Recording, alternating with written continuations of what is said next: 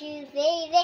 Don't you need it, I can need you now. See tomorrow, but tonight so crazy. Wait lang. Tapos na? Ang sabi mo? Kita bibigyan nito.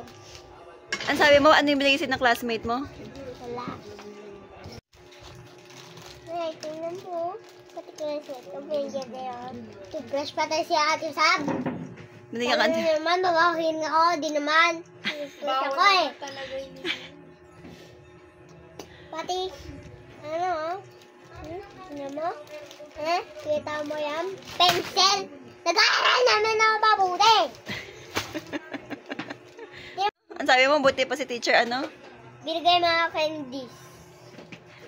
Eh, may sirang ang ngipin mo eh. Good si teacher, hindi mga classmate ko. Babaro ako. Huwag tirik-tirik, Ice. O ano,